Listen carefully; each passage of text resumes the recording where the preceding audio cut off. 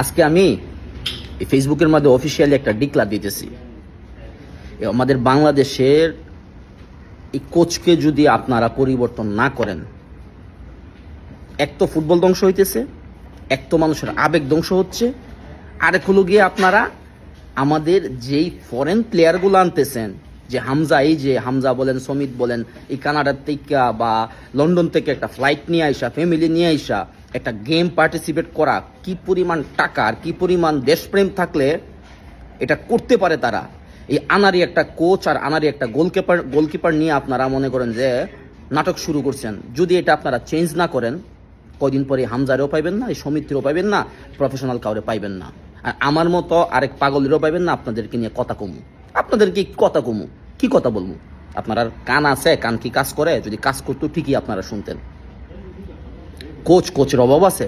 Argentina থেকে একটা second ডিভিশনের কোচ আনেন, ব্রাজিল থেকে একটা সেকেন্ড ডিভিশন আনেন বা থার্ড ডিভিশন আনেন বা ফার্স্ট ইয়ার একটা কোচ আনেন, টাকা লাগলে আমরা দিমু। ফান্ড নাই এইগুলো করে আপনারা মনে করেন ফুটবলের ফান্ড কই? আমরা আবেগ নিয়ে খেলতে পারেন, আপনারা এই একটা কোচ আনতে পারেন না। যদি না পারেন, আমি বাংলাদেশে কোচের জন্য আমি অফিসিয়ালি ডিক্লার দিলাম 20% পেমেন্ট আমি রবিন দেবো, আমার পার্সোনালি, আমার পকেট থেকে দেবো। তারপরে আমি চাই দেশের মধ্যে একটা পরিবর্তন আসুক।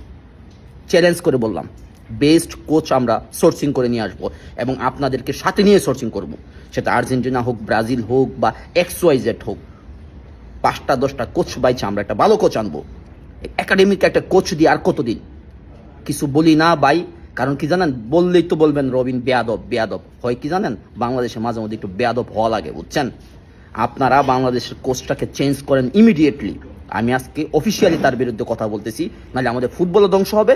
এই ফরেন প্লেয়ারগুলো যে আসতেছে, তাদের আবেগ, ভালোবাসা, দেশপ্রেম আর কয়দিন পর পাবেন না। হামজা আজকা যা করছে, যা দেখাইছে, এই ভালোবাসা হামজা বেশি দিন থাকবো না, পারবে না সে দিতে। কার জন্য দিবে?